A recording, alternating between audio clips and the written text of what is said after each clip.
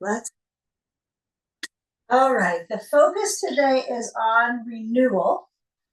And so, what I want us to begin with is to have our blanket in a roll, bolster on top. The short end of the bolster is tipped up onto that blanket roll. A blanket on top of that is an option. We're going to kind of explore some different shoulder avenues today. So, the blanket situation might be interesting and intriguing. It's probably a good day to just try a couple new ways of moving into them, but you can always go back to the ordinary stuff too. That's the nice thing about having practiced for a while. So you got a belt and you want to connect it into a loop. You can bring it overhead so it's around your center, but sit in front of your bolster, the short end, of course, and take a block under each leg at least the second setting. Okay, I would say that the top setting might be a little pokey on the knee. So you might find the second setting, you can kind of feel the thigh, especially this thicker part of the thigh, turning it outwards. Because that's kind of interesting for our first pose, which is cobbler's pose. Okay, so I'm going to kind of adjust my belt first. So I've got it in that loop. And I'm just going to scoop out my feet, bring the belt to the inside line of the knees, and then maneuver the buckle to pull on the tail close to my hip. So as you place that belt connection, now this is probably a little too snug. You want to feel like there's a little bit of traction in your sacroiliac zone. So I put the belt pretty low. I have it snug. You don't want it so snug that you lose circulation, okay? It gets numb. No, you don't want that, but you do want to secure the supportive balance. And what's kind of cool on this is the sacrum foot connection. I mean, we can go down a whole tunnel on that, but let's just focus here. So we've got our feet connected into the belt, and our belt is connecting our hips.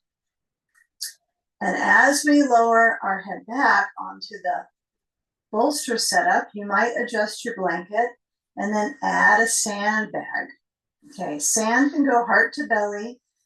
You could be sandless. And if you decide you want sand on your feet, that's a pretty nice way to go too. But once you're on your back, it's a little tricky to go lifting and moving your sand down. You can kind of toss it to the feet if you like that. But allow the sand support to kind of immerse into the lower rib spaces, especially that frontal rib kind of correspondence that rounds into the cage. And then as your arms release open, kind of taking this inner focus to renew. So feeling the moments of receiving your breath. And do any fussing that you need throughout the pose. If there's a need to move the blocks higher under the thighs, if they're poking into the leg too much, you can kind of contour them. So you just shift the block, and you can always go lower, right? You might decide, I'm just going to slide the block out and not have that support as high onto the leg. It could be just below the knees as well. But as the arms span to relax open the heart, just navigating that motion of the in-breath and that fluidic movement in the waist and the belly, relaxing the mind.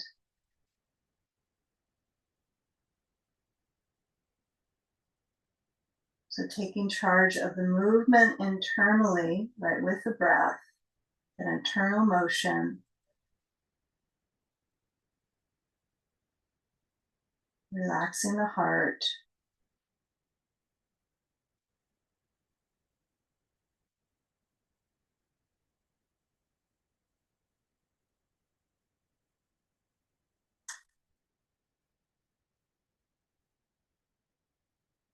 Now scanning where the feel is of the belt to the back of the pelvis, noticing if that's pulling or if it's just kind of a nice little balance. It's like holding the pelvic kind of as a bowl.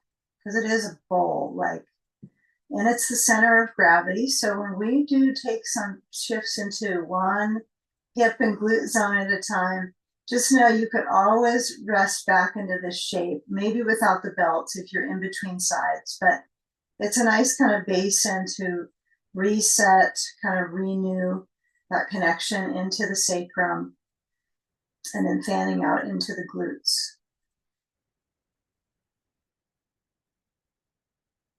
As the heart rate slows down, and let's begin to shift. First, the sand. If you've got sand on, slide it away. And then if you've got that belt connected, unbuckle. And let's position our feet both grounded at first, soles of the feet down. And then I want you to let the feet walk in just as much as they easily can towards your seat. Don't try to push them deeper and the knee crease more. But what I find when I take a figure four pose right now, I'm going to reach my hands down to my blocks, kind of challenge my arm range of motion, just reach straight down, and then lift up the right leg and cross the ankle to the left knee. So that's a little challenging for me. I'm going to slide my left foot down a little bit, then cross the ankle to the left knee, and then take a block and press with both hands holding the block to the right inner leg. And you might find above the inside line of the knee some muscles there that you can communicate with, right, with the pressure. So it's that touch with the block. I tend to use it at the second setting. Some people like to use it at the, really point that edge of the block so you can kind of tease the tissues a little bit. It's also perfect just to find a spot on the inner leg and just press. Okay, kind of wake up the heat into the legs. They're going to need that warmth as we guide into the deeper stretches. Or maybe the deeper renewal would be the focus, right? Not necessarily end range stretch, but renewing the circulation in his joints.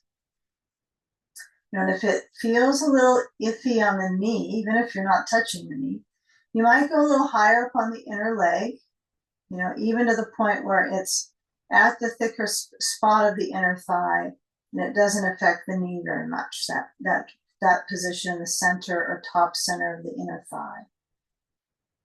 Okay, now block goes down. Get a ball or a block. It could be a block. You don't have to have the ball, but I think if you got a soft therapy ball, I'd use that. And you're going to place the block or the ball, that's what I hope for, is on the upper outer left thigh, right? So it's kind of hippish, and when you push the ball in, you're not sitting on the ball, you're not trying to roll it under your tush, but you have it next to your left upper thigh, close to the hip. You're going to let the knees tip to the left, and this will start warming up the leg quite a bit. So I'm going to use a block over here on the left side, so my foot might touch to it. I'm going to see if my leg will just randomly go there. Slide the block in. I'm not sure if that's going to work today. Left hand reaches to the right knee, and as I hold onto my knee, or above the knee if you don't like holding the knee, you're stretching into this right upper outer thigh, right? It's going to work on some balancing of several lateral rotator muscles in the right leg. Okay, and you decide, do you want to use a block over on that left side? The ball is really kind of cushioning you and balancing so that you don't pull into the left sacroiliac area too much. You're just balancing the stretch into the right hip zone. Okay, so as you hold onto that right leg, knee or a little above, breathe. Right arm can stretch back besides your head. You can feel that reach through the ribs just with the breath, but you can also have the right arm just relaxing by your mat. So finding that focus with awareness as the leg is drawn to the left, right? Find an end range that you're not going to push further. Kind of commit to, this is enough. Then we breathe. And yes, you can let your head nod side to side. You could move your arm back down to the floor. or just randomly opening out with the right arm.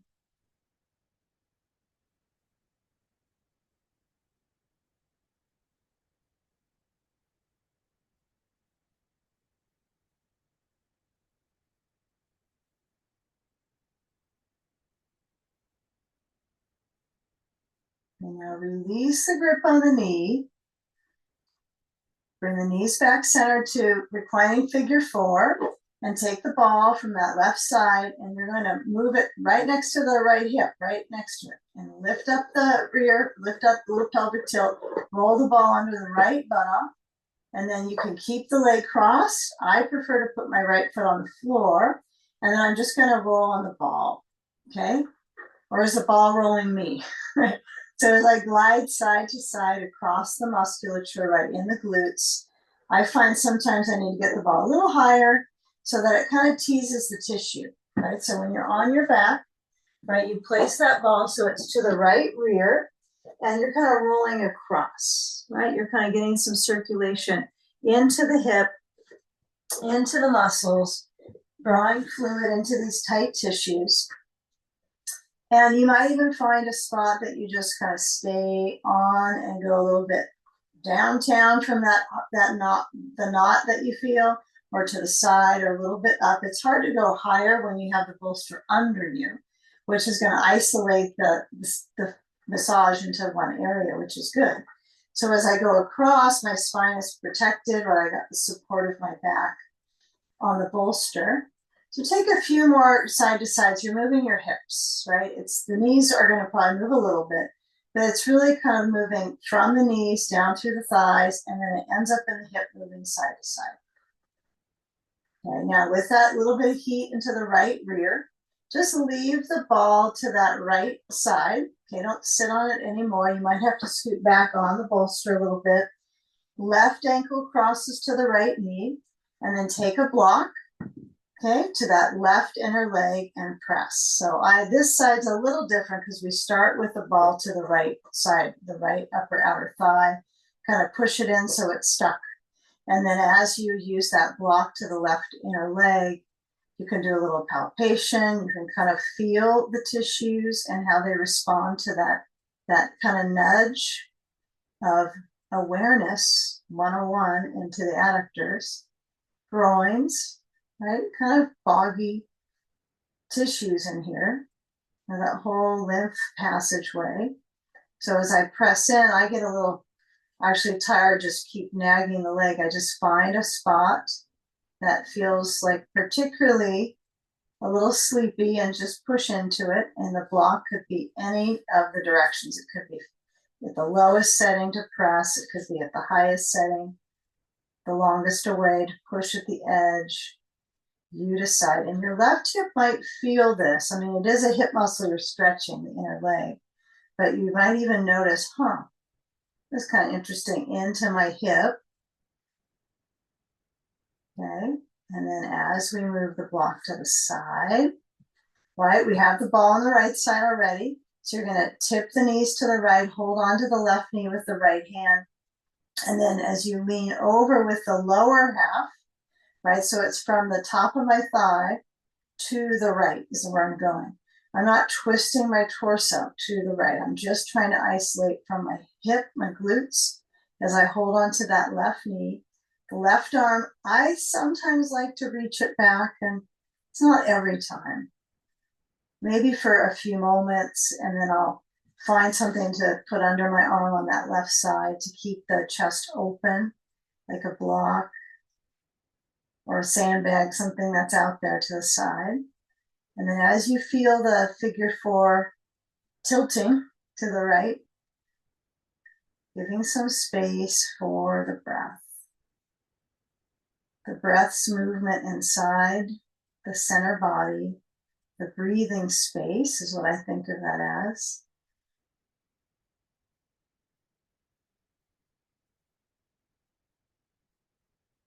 Okay, now come back in center, take the ball from the right, and then place it to the left rear, the area that you were hopefully feeling a little stretch. So the hips are going to go side to side, and as you maneuver across the ball, maybe this side you need to bring it to the left edge, right to the glute medius, right on the border. Maybe you have it right under, so it's just kind of easy to sit onto, and then just get some heat into those tissues, okay? Because we are going to be kind of doing a twist pattern, and we want to be very careful how we move from our pelvis through into the spine, so we kind of guide that stability in the pelvis before we twist. So I want you to feel that you glide across the ball, and then your arms can relax down by the sides. You can certainly move the leg that's connected to the ball around. You can lift it, you can bring it over to the other knee again, but I like to just have my feet on the floor and try to get my hips to do the movement.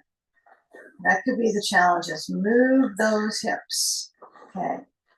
Now, as we start to shift into sleeping sage, we're gonna move the ball to the side, turn to the left, shift to the left, kind of feel what turn is internally. Okay, so as I rotate, I'm just gonna simply have my left hip close-ish to the bolster. It's probably not helpful if you try to have it touching perfectly. I think you want to feel that left thigh guide next to the corner of the bolster. There's a little gap here because I have a hip. And as I turn, if you need a ball under the right knee, use it. This pose for the sleeping sage, you might let that right leg rest on the left foot or get closer up to the left side of the lower leg, okay? So when I turn, I just relax my head to the right. I keep that blanket under my head, and I just hug the bolster, okay? You can hug the bolster. You can also do things like have the arms reaching out wide. You can put blocks under your hands if you're working on kind of that level of movement in your shoulders, just supporting kind of a bigger range if your hands are on something. But it's okay if we're just focusing on renewing to have the hands reach under the bolster as well. Okay, so where I want us to have some possible focus would be this kind of rib rotunda, this movement across the center span of the body, the breathing space, turning. You know, if it feels a little bit tense on the hip, you can either put more padding there, because sometimes this pose can put a lot of weight bearing into the hip where we're going. So you can always change your foundation that you're on. But as the spine feels the rotation, but also the breathing space feels it too.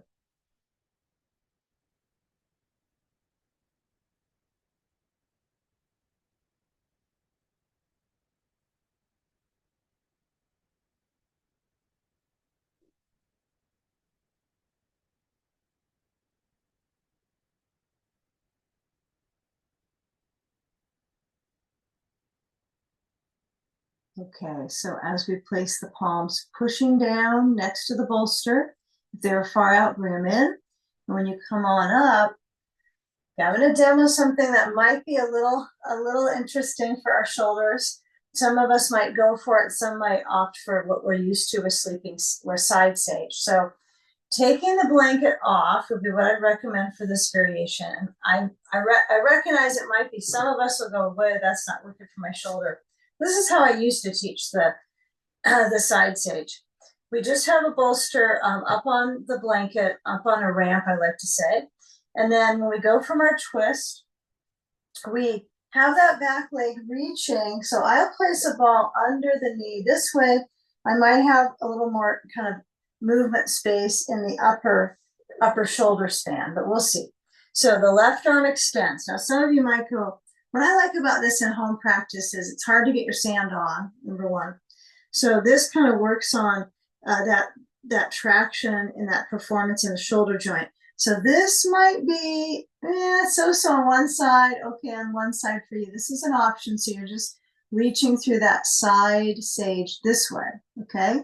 And those of you that go, not gonna work for my shoulder joint, then you can turn the bolster this way and add your blankets like we've done previously. Previously in side sage, previously the side sagers did this. And then I take the block overhead, and my sand is somewhere. Be careful, don't twist too much to get your sandbag on.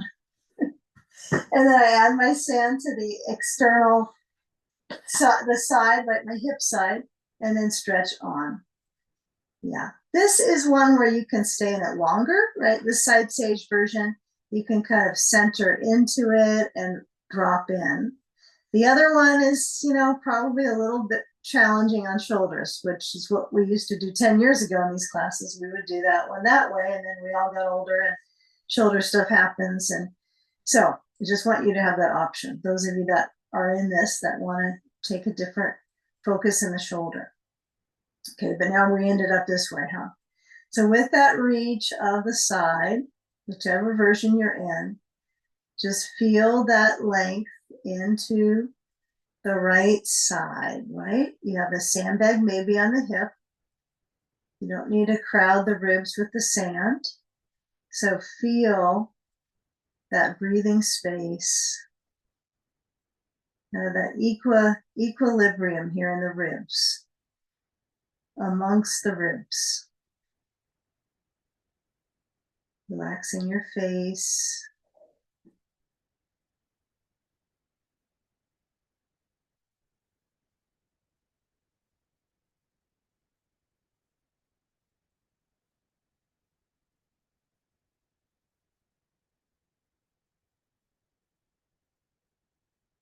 Okay, now with the opportunity of, these limbs, right, their connection to the joints can be they can get a little weary, right, with efforting.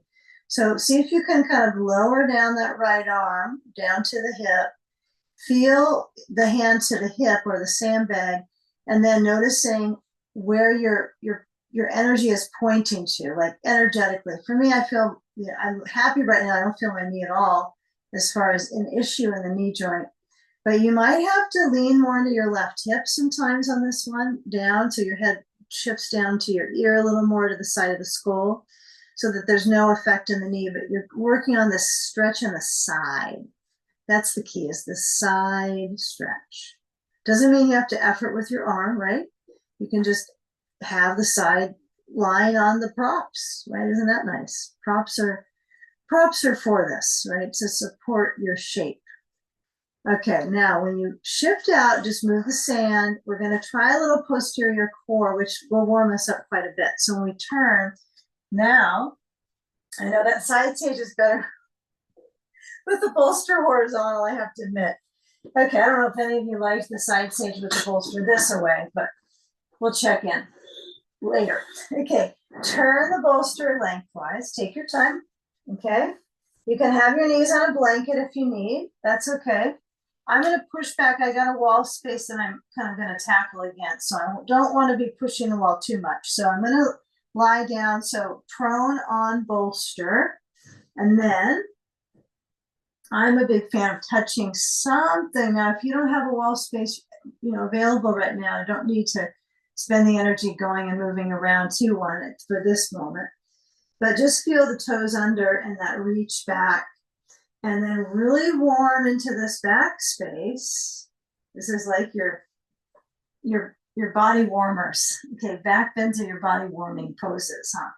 So when you move forward, I got my elbows on my blankets. This is really nice. I don't have to do much but push to lift up in tummy time. So my elbows touch down. And when I'm pushing, I'm just trying to get some length here all the way up to the sternum. So kind of this whole bone space, sternum to the xiphoid. I'm trying to lift it. And the muscles around it are like, I don't know, most of the day they're kind of this way, but they want to be this way. So you don't have to be forcing your head that high. Just feel that zone in the front body, just trying to arch. It's like a great archer. Okay, so breathe, feel the belly push into the bolster. What else can it do? Has no other choices. Belly expands. Belly contracts a little bit, just a little bit. Okay, now let's reach our feet back. If they're on the wall, you have a little extra help there because it gives you some feedback right into the muscles, gives you a little spring. Okay, now as I bring the arms back to the sides in locust pose, I'm extending my chest forward. I'm reaching the arms back. Breathing. I've got to find just the right amount of lift for my body's ability to respond in a comfortable way when I get out of the pose. Right now, it's pretty strength building in my core, so this is plenty. But then let's bring the elbows down to Sphinx pose. You might have to move your things a little bit away here. So my fingers will tuck under my blankie. But elbows down, Sphinx pose. Let the feet still connect under, curl under with the feet, lift the knees if possible. Kind of create some balancing here in your hips. And you can certainly relax your knees on the ground anytime you like. But why not use the time to coordinate that structural balance? Okay. Now knees resting so the glutes can take a break. You can kind of let your hips move a little side to side. So glutes are not active as much, right? They're probably always doing something, but they're not super responders right this moment. And then as you slide your hands back, just next to, right under the shoulders, whether your bolster is close or not, it's under shoulders. Elbows kind of swing out. And then I press down through the heel of my hands. Now, if my wrist doesn't like this, what I do is I turn my hands out. Now, some of us might go, that's too much for my wrist today. It's not going to work well. So what you're going to want to do is try to work your way towards an up dog and then come back to table. Hands can turn out. You can also go down to the elbows on your bolster if you want. You could turn your bolster across like this and down to your elbows. And then doing some curling cat. So chin to chest, round the back. Inhale, arch the spine, curling cat. And then rounding, flexing the spine, chin to chest. Inhale, arching. Okay, now come back in center. Okay, you've always been centered, but come back in center, slide your blankets back in because we're going to add them back up for our sleeping sage on the right hip next to the bolster. I think having the lower blanket kind of rolled up is helpful. And as I add my blankets up here, my blankets and bolster, I'm going to lean with my right hip, okay? And since you only got two sides, sometimes it still can be enough for you to try to figure out, is this the exact balance from the last side? Am I working in harmony with it? So I'm not using a ball under my knee, but you can. But when I lean in, it's my thigh that's closest to the bolster. So there's a gap here between my hip and the bolster. So I can twist.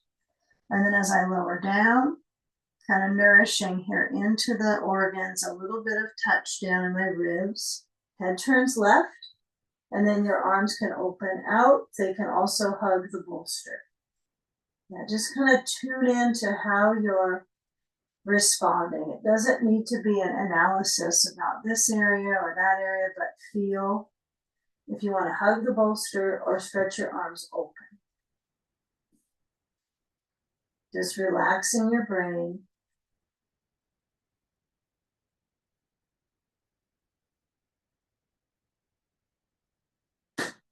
And just feel where there's curve in the body, where there's contour and curve.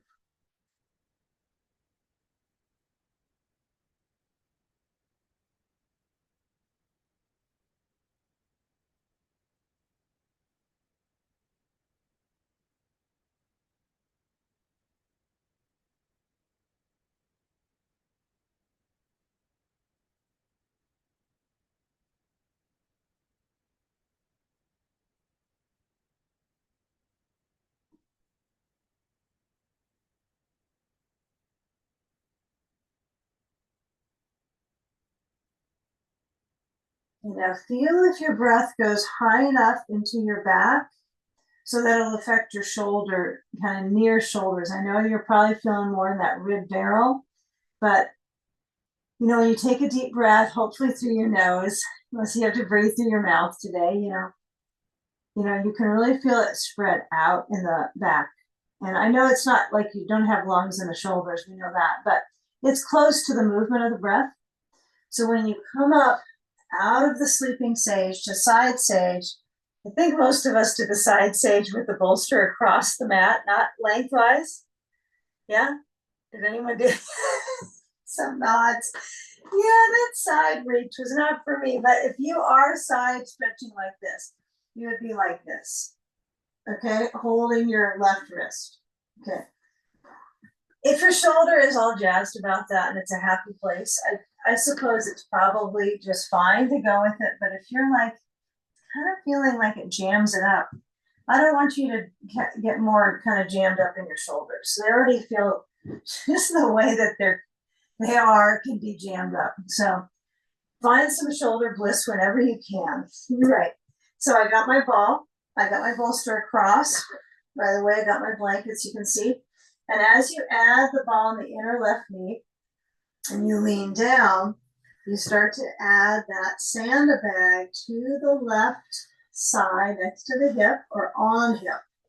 You want to find that you're putting weight into the bones, right? So we're not generating force in this class like the bones classes that I teach, right? But this class we're using weights, okay, on them.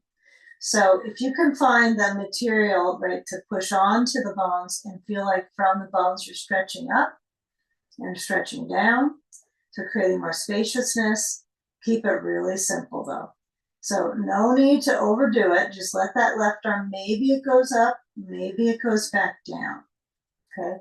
However you are today with the arms, okay? It does not have to be this exact direction I'm showing. But what might be the most important portion is the waist stretching, the hip having the weight, and that's enough. And as you center your head onto the blankets, be sure the neck is comfy. Doesn't feel like it's trying to hold itself up. I think that's why I like to use quite a few blankets. Some classes I can go down to one and it feels good, but I just don't want my neck to be in this kind of a normal range that adds to rounding. Okay, so give it some support.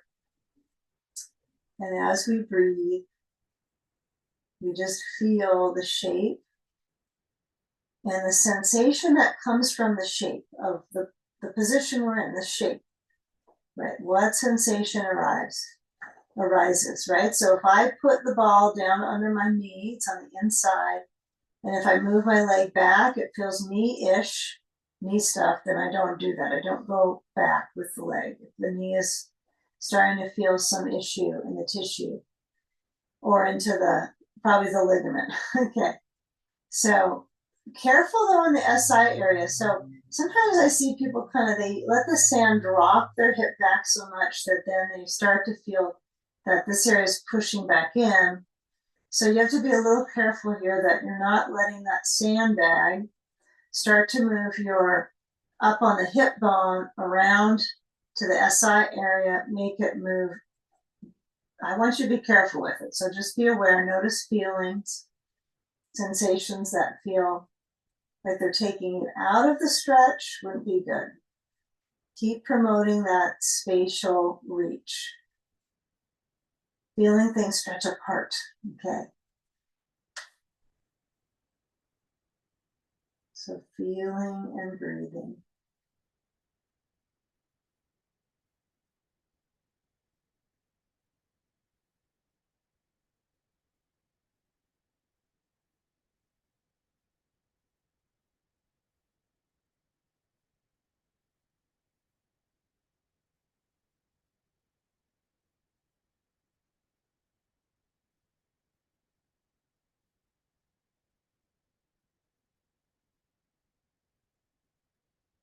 With that reach of the midsection, regardless if my arm is up or not, okay, I still can feel the bolster help me stretch and kind of carve space there. I'm going to, or carve more space. I'm going to slide the sand away. And now we're going to go completely supine, okay, no bolster under us. We're going to carefully roll to the right. And move the bolster off to the side. I would say go down to one blanket. Just put them all over there on that side, one blanket, and then carefully going onto your back, bring your knees to your chest when you arrive. Okay, so get a ball.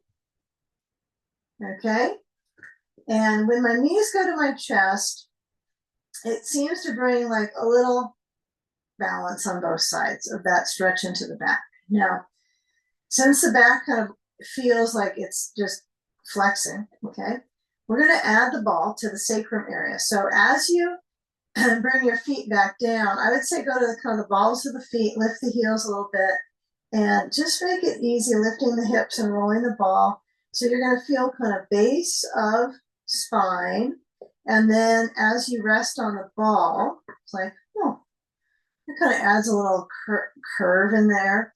Move the hips either side to side. Let's give a couple options here. For those that are feeling motivated and inspired to activate faster in their center, you can bring your legs straight up. But I like to smooth this area out for a bit. Just kind of rock side to side, feel movement in the hips. And what is getting the movement is the sacrum area, right? Sacroiliac is getting that movement. I think this is helpful to land in between some of these shapes where we're really creating arch and pressure into the legs and the shoulders like we did moments ago with side sage. So I'm kind of starting to rethink, how do we, work with remodeling of the tissues, hydrating the tissues, renewing the tissues. So maybe not always like pose to pose, but finding some place in between where we can smooth things out. Okay. I think taking a leg up at a time, so knees to chest. I find one knee in deep towards my chest. That's about as far as it'll go. I can feel the spine kind of stretch down on the ball. Then the other knee draws in, and then just stretch the legs up. They don't have to be straight. They can stay with their bend. And it's a little wobbly for balance. So if it's a little shaky for you, bring your hands down besides your hips, palms down. And then feel, how would you coordinate the upper levers, even though they're down, they're reaching down. Those are still your upper levers, helping balance the lower abdominals, right? And feeling that hinge at the hips. So I'm going to just feel the knees draw towards my chest and see how that sensation is across my tailbone. Nice thing about the ball is it's soft, right? So you're not using like a block or something that's going to feel uncomfortable. Give some smoothness to the sensation in the back. And then as you bring your feet back down, okay, come down to the feet so they're a little wider than, maybe your average bridge pose, hips distance. Maybe turn the feet out a tiny bit so you don't have to be so focused on perfect feet parallel. But let the hips glide side to side. I'm going to move so it's almost as if I'm trying to get the ball to my glutes. I'm just not going to move them only to one glute. I'm going to go side to side. So I'm going right across. What I find when I do my seated side stretches or my reclining ones, like we've been doing a little bit, is this SI area needs some care. It needs some touch. It needs a little bit of the massage from the ball can be useful. Okay. All right. Now, feeling where that weight is on the ball, just take about 5 seconds, just centered and still-ish. Just trusting the movement of the belly, relaxing it. Okay, now, as you press into your feet, scoop the tailbone under and move the ball out. And let's take the spine to center back down. Feet are in a wide stance. Okay, windshield wiper, knees side to side. So no longer is it movement of the hips as much as it's movement of the knees. Okay, and door number 1 would be, this is the most basic. So if you're little knee, knee sensitive, you're not so sure what the knee is going to respond to, I'd say go with this, then add the ball center of the knees and go side to side and land on one side and just hold there. And then go to the next side and hold there. That's the show for the knee sensitive. You might be knee sensitive and be good with the next shape. So if you're going to try the shape, you'll take the right leg over the left without the ball, and then knees go to the right, but I'm going to add the ball under my thigh on that right side. So this is a counter twist for the IT band. I find it actually the whole side of this left thigh, the upper to the hip front, right? So I can feel that frontal hip bone kind of slide down. Kind of hip flexor-ish, but it actually curves to the side a little bit more. Not quite like when we do brain float, that kind of thing. All right, and if you don't prefer this version, it's too much on your knee, right? Again, you can have your ball center of the knees to the right. Maybe move the stuff aside so you don't have any sand on your hip at all. Okay, this is not a good sand one. It's a counter twist. They're shorter than the hip crossovers. In timing, bring the knees back center, uncross right leg from left. Now placing the left leg to cross over the right, knees to the left, ball to the side of the left thigh. If you find too much for my knee, here's your option, ball center of the knees and over to the left. It's a perfect option, right? It might even feel like, I kind of like how that gains sensation in my back traction. Maybe you prefer that. I gotta figure out where we're going. Flick over, right? All these pretzel motions. Okay, so feel where that range is in these really interesting side band muscles. Give them some traction. Take a few moments, arms wherever they're comfortable, resting on you, stretching out from you. Breathe.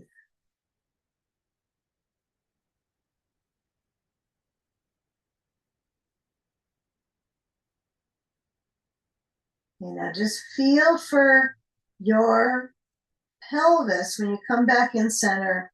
As you lower down the feet, we're going to flip it over in a moment here. So I want you to roll to the side, come on to hands, knees, and we're going to create a little bit of movement opportunity for kind of everything. Okay, so I want you to move your blocks so they're in hands reach when you lunge. So let's see, let's put our blocks, okay, over to the back right side of your mat. How about that? Back right side. Okay, if you got a wall space, you're going to use that for sure coming up now. If you need a blanket under your knees, add it now. Otherwise, we're going to turn the hands out and we're going to reach forward, creating some opportunity for movement, alternating upward facing dog here, one of my favorites. Okay, and then when I come back, I want to have the opportunity to move through my spine, my waist, and stretching, and let my head maybe just touch down for a second, and then come back forward into up dog. Now, if you like to have the arms reaching, but the wrist thing is bothering you, you can put your hands on blocks, right? I think this is helpful. I turn my blocks out a little bit. I think this is easier on my wrists, but some people think it's challenging just to coordinate it. So it's up to you. Okay, and you can always bring your knees off the ground. Some of us are going to find just the knees pushing down is too much as well. You might take a moment when you stretch back to have the knees down, but you could certainly have the knees coming up, especially if you have blocks under your hands, right? That's a good time to try these versions of movement, balance for the hips, strength into the hips as we go forward and back, or back and forth. Okay, last time. Okay, this is where I hope you got a wall space. Okay, so move the blocks to the back corner if you have them again. Stretching, so my feet are touching to the wall. Okay, and as I lift up my knees, I'm going to reach my heels up at the baseboard for me, but you might find that your heels lift up and that just makes it a little more interesting inversion for the blood flow to the brain versus I try to push my heels to the floor. Okay. So as I stretch the chest open, let your head maybe nod a little side to side.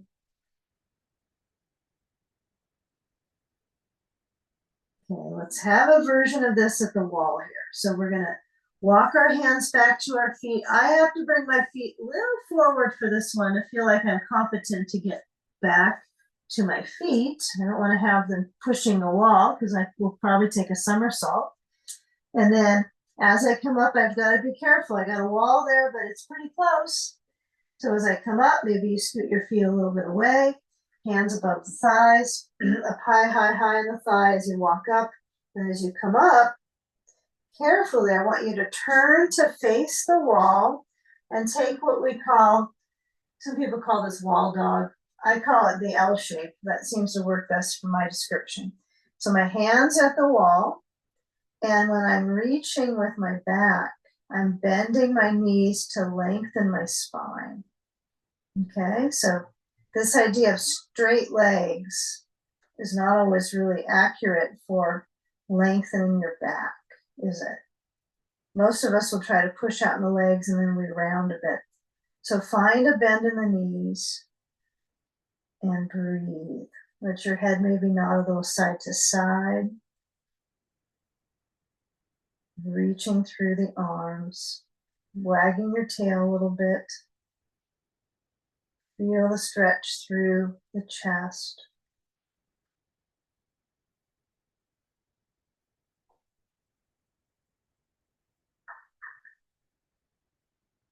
Okay, now we're going to take a wide stance. So careful, you're going to step the right foot next to the wall, the side of the right foot. You're going to turn to the left, take a wide stance, as wide as comfy. And then when you start to lower down, you're going to use a block under each hand. I would say use your blocks. Okay. I know some of us will find we're very flexible. We naturally can reach the ground. See if you can use this so you can kind of mount the circulation in the upper thigh and the hip. So this gets some more weight. So if I'm here and I'm kind of dropping down, right, it's not really doing much here. I'm just focusing on flexibility, and it kind of takes away the stability work. So just, I don't know what the point of that would be, to be honest, except for blood flow to the brain and inversion and being kind of casual about your stretch, I guess. But it could overstretch stuff too. So as you reach out with the hips, you want to kind of prompt the thigh bones to pull up. I don't like this cue that we're given to say to classes, but the idea of sucking up the quads is a pretty good one. You kind of get the idea. You pull the quads up, and since they're wide in the stance, it's kind of a funny way to motion your quadriceps up, but try it. And then maybe your blocks can go a little bit further away from your center. You can lower your chest down, but keep sucking up the quads. See, if I relax the quads, then I'm just dropping into flexibility. So if I tone the quads, pull them up, you can bring your hands down as far down as you want to go. That's no problem. Maybe it's a problem, but you can go a little bit down, but the key would be quads up. See, they like drop. So you're trying to strengthen that zone, that ability to coordinate these muscles. It's like, wow, quads are getting sleepy. Okay, I'm not saying any of yours are getting sleepy, but they can go back down, right, and just relax. Okay. All right, so let's take a moment here when we reach through the chest, quads up, and then bend the knees. And then as you shift your weight forward onto the blocks, let's turn to the left foot. So that's the leg, hopefully farther away from the wall, and turn to a lunge. And I want you to be a little cautious here with the back leg. So pivot the back heel up. Take a lunge where you're feeling like you're dropping your weight into your left foot, like you're almost going to take like not a somersault, but it kind of feels close to one. You're pushing forward. Putting all that weight bearing into the left hip. Okay. Breathing, arching. My knee is way off the ground. There's no way this knee is touching anything. Step the right foot besides the left. Take a reach with the arms forward. Whoa. Watch out, feet close together. Take a little chair pose, right? This is like, I'm thinking about sitting in a chair, but I'm not really committing. So the knees bending helps the back here. Okay, so keeping this openness in the back, elbows out wide. Careful, blood pressure is shifted from our last couple poses, so take it slow. Push into your feet, control that chemistry here. Push into your feet as you come up. You'll see some of me, but the arms stretch out, palms together, breathe. Lift up through the ribs, your breathing center, and then stretch your arms open, and then come on down. Okay, left foot steps back. Take a lunge when you're ready. Feel where the center of breath is coming from. Is it ribs? Is it like you're in a panic? Because it takes a little bit of heart work to get through these. So just stabilize by breathing slow. It's going to be fine here. Okay. So we're going to try to work our way into maybe a pigeon pose. I know some of you might be pigeon averse, some may be pigeon positive. So we'll find out and we'll find modifications. So this is, the nice thing is the hip is so warmed up for it. It's like, it's all got this heat from these poses. So if you got some props near you, and that takes a little bit of a maneuver, and get your bolster across. If you need to get up, and get your bolster and come back in, that's okay. All right, it's not always perfect, easy sequencing, but you got your bolster. Let's put underneath the right leg. And I find doing this without a blanket works pretty good because I got the bolster. So when I stretch into my lunge, then I'm going to walk my right foot, toes, heel to the left, and then bring the knee open. Now, if my knee is a little bit in question on this, what you might try is have a ball. I know this is going to look very graceful. And so as I move my foot to the left, I'm going to use the ball under my right rear. I'm going to shift a little forward and then sit on it. And that helps my knee a little bit. I don't think putting the ball under the knee is a good idea, though. That would be contra. That's not going to be a good idea for the joint. But the ball at this spot would be helpful. And so if you decide, I'm not going to do pigeon, I will show pigeon fast here. So we lean forward. Those of us in pigeon, we might use a blanket under our elbows. We might put our hands on the blocks. It could be many things. Okay, those of us not in pigeon, okay, we are making our way to sit on our bolster. And we're going to do right side. So we're going to bring our right foot on a block. Block is at the lowest setting. Does that work okay for the knee joint? Okay. Yeah, foot on a block. I got a whole chapter on foot on a block. All right, so this is a joke. We don't know this one, but maybe we'll get to it someday. Okay, so inner thigh stretching. I don't know if the ball is going to be perfect for you, but you can put under the left knee. And let's just say you go, my knee is fine. The ball is only going to be helpful. It's not like you're going to go backwards in your flexibility if you use a ball. It's a cushion. It's just a nice thing to have. So lean forward, those of us in pigeon, those of us in seated pigeon. Those of us in sleeping pigeon look a little different. Kind of have to back up and remember that one. But some of us are here. And what a nice world of concentration in the hip when I'm seated in it. I like this one quite a bit. It's growing on me. Okay. Primarily because I can feel the arch strength in my lumbars. I feel that in this pose. Okay. I feel that connection strengthening in that lower back. So give a few more breaths, maybe about 20 more seconds or so. And keep the heart lifting.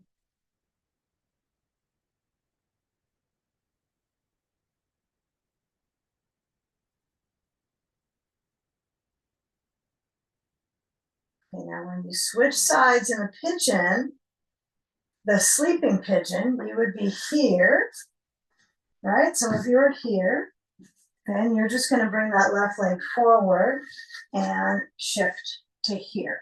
Okay, right leg back. Don't be too close to the wall. It's not helpful. You might have to move away. Those of us in seated pigeon are going to bring right foot towards the bolster, left foot on the block. Just switch it. Keep it simple. Adding sand might be too much of a labor on this one. Even though sand might be high up, it's still going to transition the energy into the joints. So sometimes giving the joints enough room to breathe, because they're in that same zone most of the day. So it's not a bad idea to do these movements. You just have to do them with some support. So you're not twisting the knee, but you're supporting the knee lifting up. You're trying to stretch open through the inner leg, get that circulation into the groins. right? That's a great topic of why we do circulation in the groins. Pigeon pose is like one of the top poses, right, for the circulation into these heavy lymphatic zones.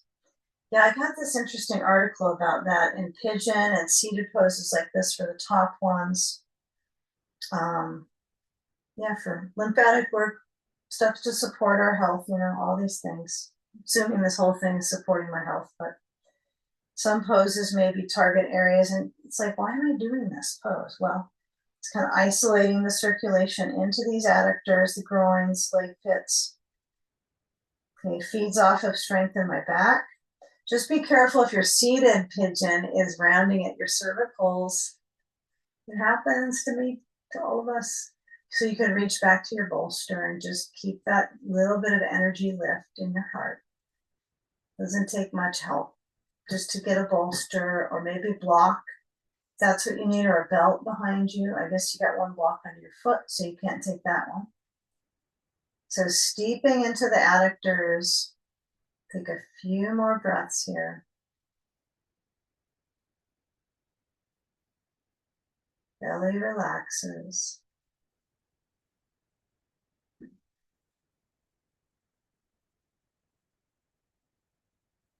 Okay, now come back up through center, and we're going to turn. So we're going to go upside down because we've got this kind of steeping this area in the adductor, so we're going to flip it upside down. So what I want you to do is take a moment, as you're kind of setting up your blanket for this next one. If you're in pigeon, you'll just bring your feet back forward on the other side of the bolster so they're together in like a cobbler's pose like this. Okay, so getting this kind of warmed up. Take a blanket, I'd say a quarter fold's pretty good. You probably want to have enough substantial support for your brain, not your neck as much. And then we're going to just turn around. I guess you don't have to turn around for this. Maybe this is overrated, turning around. But I don't want to hit the wall with my head, that's why. Okay. So tail center on the edge of the bolster. So I'm center of my bolster. I got my belt nearby. I got my ball. Okay. And then when I flip upside down, got to be cautious here on how it's pressing into my lower back. So I want to be at the edge of the bolster. I don't want to be slumping back. I want this to support the arch. Okay. So when you're here, you're going to add your belt and take some time to just shake out the legs. We're going to get plenty of inversions ahead. This will be good for us. So it is unbuckled. Oh no, I'll have to buckle it up again. And then you're going to place the belt. I would say start out with, sometimes this would be nice to do would be, so the belt would go to my knee, just below my knees. Find a little resistance, right? So that kind of right angle of awareness, knees are clearly apart. And feeling the back of the pelvis. Start with centering the pelvis. We've done this with a sandbag here before, long ago, but that can be contraindicated for the knees as well. So the belt's not going to be that much pressure like a sandbag, is it? So when I feel the tailbone as well as I can, it's pretty minimal pressure right now. So when I bring the knees in deeper to the chest, I'll just scoop up my feet. I got the belt in a loop, but it's big loop. Well, not as big as I could have it, but this is going to do. And then once I'm up, it's a little different when the knees are into the chest for the tailbone, right? Then when I go up, my work is on kind of attaching, kind of hooking the tailbone to feel it touch down. And as I move my feet out, I'm going to make this width a little bit smaller. This just feels comfy. It needs to feel comfortable, so you reverse that flow back in towards the leg pits, the pelvic floor muscles, and the lower abdominals. So you don't want to make it like extreme flexibility here. In fact, maybe go like 10% less than you feel is, get out of the idea of stretching. Like, I'm doing this for my, for a physiological benefit, right? For the science of it. So with my little science project, my knees are turning in a little bit. I'm going to try to bring them a little bit out. Kind of works out. and the arms can go out to goal post, or they can be resting. Your hands on your breathing cage here. Feel it move with the breath. Just notice where that breathing space is fluid, right? It's not just the rib movement with oxygenation, right? It's the belly movement with all that fluidic stuff in there in the organs, just this big kind of pool. All kinds of stuff going on there. So taking a few moments, so it's a meaningful amount of time for the physiology to respond. So the feet might get cool. The blood pressure goes to almost zero, especially when we don't have sand on the feet. We just have a belt, so that area is going to get a little cool. Moves all the way and returns it back to your good heart.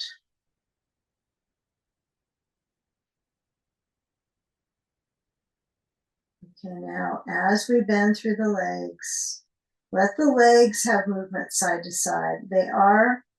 It's kind of like you got a uni leg feel here. They're not together, but they are kind of together. It's just not that they're not positioning, pushing in. So with this width, this gives some wider connection in the lower back, in the hips. Okay, now bending through the legs, you're going to reach up to the belt. So careful, slow, no rush. And then slide the hands so they hold the belt and pull the belt to you as you slide your feet together. Okay, now, once there's that reach here with the legs upside down, just feel that flexion, right? That flexing pattern in the foot and the back. It's all flexing a bit here. Now, I find if I move my belt back towards like just over my face, I'm going to slide my left foot and the leg down, and I'm a little close to the wall. Okay, so reach back with that right leg. Okay, scoot away if you're too close to the wall. It's kind of nice to have the wall to secure your footing though, and that's a really cool feeling for your quad.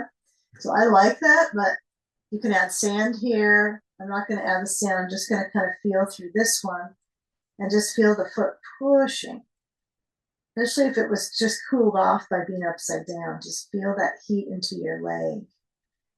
Okay. Just observation of leg parts, muscles. Okay, now bending the left leg, slide the foot in a little bit, then bring the foot up into the belt and switch. So I'm using this reach of the belt it's pretty mild. I'm not trying to make a perfect position with my hands or my arm position. My emphasis is the right leg extending down. The left leg is in a little nano bend. It's nano bending. And as I pull back, each side's a tiny bit, there's some subtle differences. It's almost hard to analyze where exactly what muscle that's different, but you might notice some differences in how your spine is moving into the sacrum, the sacroiliac area. So go for spacing it out, not trying to squeeze into that area here, trying to keep that reach through the right leg, through the left leg, even if it rocks a little side to side. Okay, we're getting this all ready for a really nice kind of final spinal here. Okay, now slide the left foot in on the floor. Foot stays down. Bring the belt down towards your chest. And then as you take the knee to bending a little more on the left leg, slide the belt off your foot. And then as you bring the knees in, let's get a ball if possible. If your ball kind of rolled away, you can use a block. Okay, those don't roll away. So whatever you got to place between the knees, ball or block. If you're using a block, go narrow, right? No big wide block in the center of the knees. Okay, so knees in towards chest. Let them go a little side to side just to kind of loosen up into the hip tissues. It's kind of easier to loosen those when you're up on a bolster.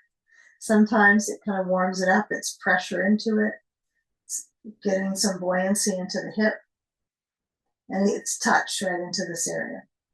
So going side to side.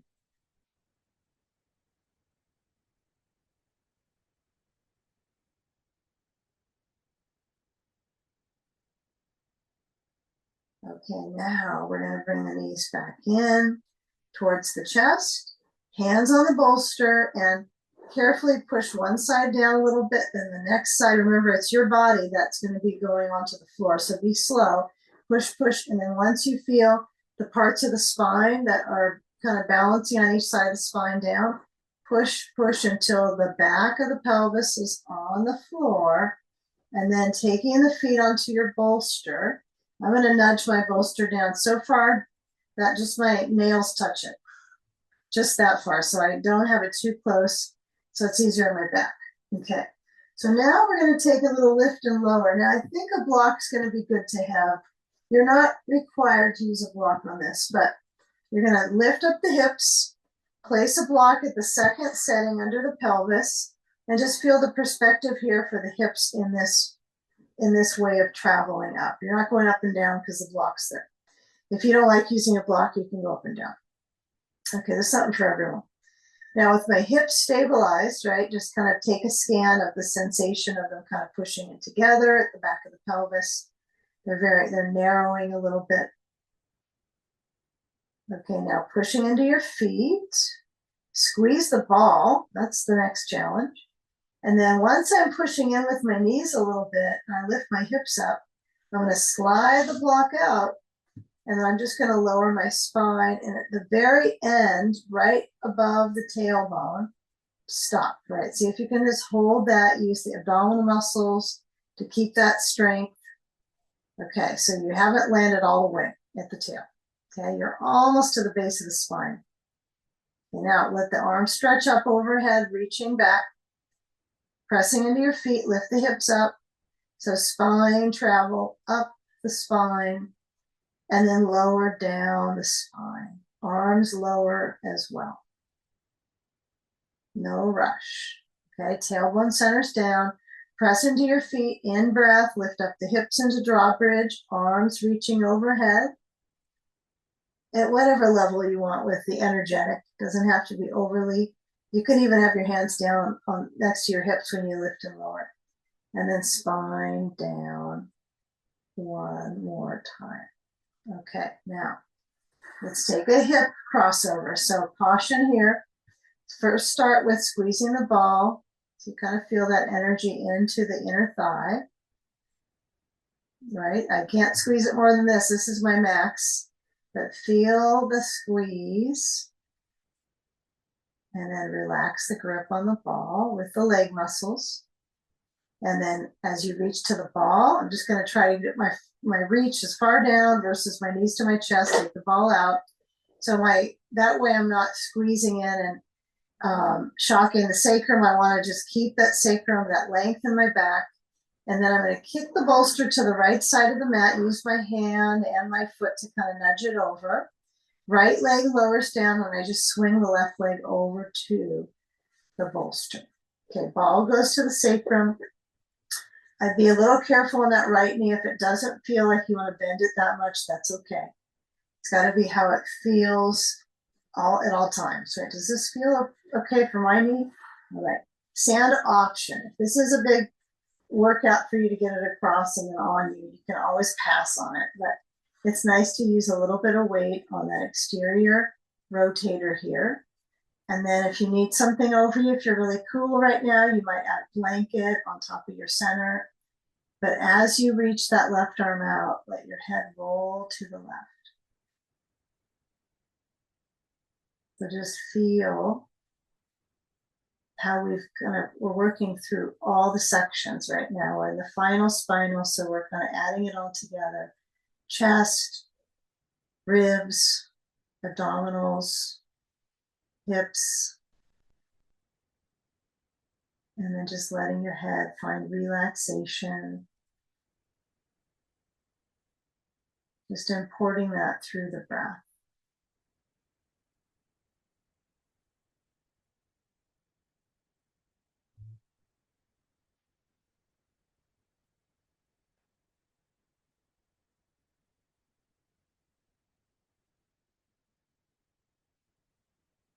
If it feels like you're pulling into the SI, like you're just noticing a little bit of extra energy in one spot, You might soften it. You might take the sand off before we finish here on this side.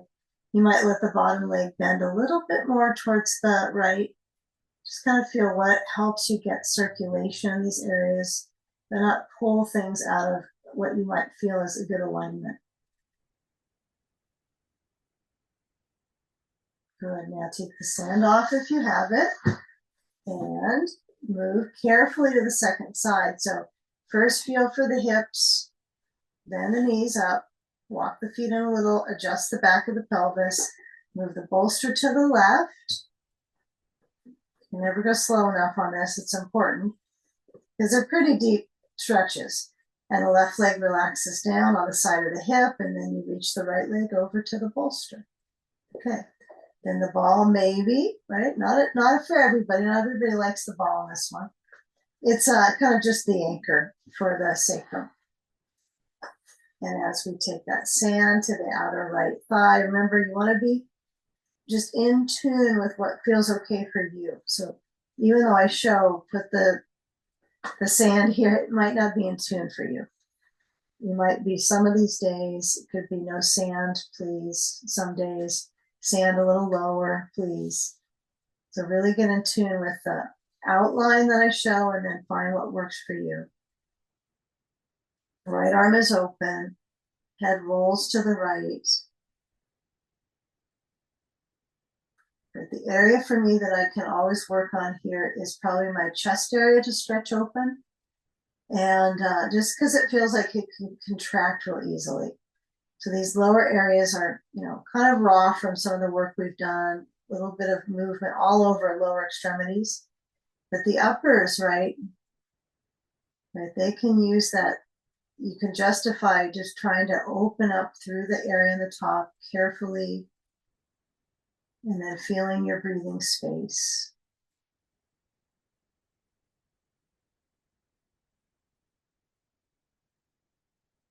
A few more breaths.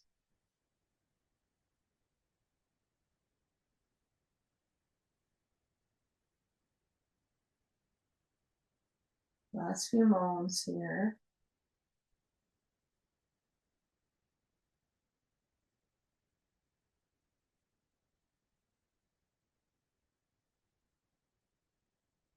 And again, tune into how you're feeling in your back.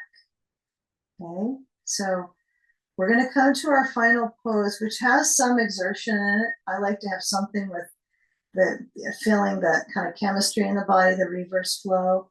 So if you decide you want to go into a bolster bench today instead of legs up the wall, that's fine. We've done a lot of lower extremity work, a lot more than usual, a little bit extra. So if you feel like, well, swinging my legs up the wall is just a lot, you can roll to the side. I'll give you a little option here. You can add some blocks under your bolster like this, and placing the bolster, and maybe if you have extra blankets on top, and then the legs would go up there and then relax back. That just might feel easier on the leg muscles. However, turning it upside down can also be quite the renewal in the legs, right? Because you're reversing the flow of gravity in all those muscles. So there's good at all, I think, either one, but it's all up to you. Right? You decide if you want to have your legs up on the bolster bench, that's where you go. Otherwise, we come back to the wall, we go to the edge of the bolster, and then when I roll up, I think having your sitting bones at the wall might be a little tricky then to come upside down. I like that cue, but I have to, be honest, I don't think I ever go upside down with my sitting bones at the wall the whole time. So I can't demo that. All right, so sand on the feet. If you're at bolster bench, you can put sand on the shins or sand on the core if you have your feet up on the bolster bench. And then as I let the spine create that nice arch and that pathway through the ribs, however I work with this breathing space, I know even though we like to work the muscles, the legs, all that stuff, the arms, all these areas to stretch, the breathing muscles, the lungs, the heart is really important for our living. So take the time. If you need to put blankets over you, eye pillow, any of those things, go for it. But see if you can surrender back to refresh the lungs and the brain. Put layers on if you need to. But start to layer in the movement of the breath. Maybe it's around the rib corral. Maybe it's from ribs down to belly. Feel where there's resistance and where there's letting go. If this was the only awareness you had, was just your inner environment for these few moments, and however many moments you can cultivate this, would be a world of peace, right? Just finding this for you right now. The inner world.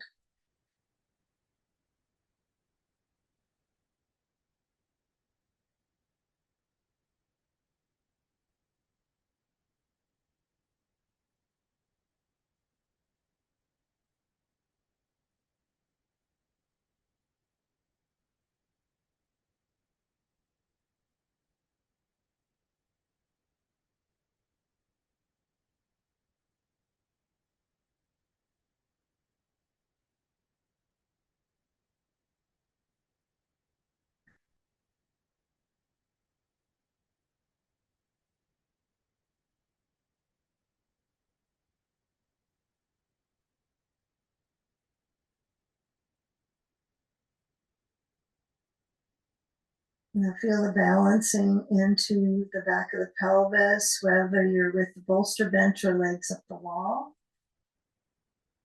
Just connecting to that root.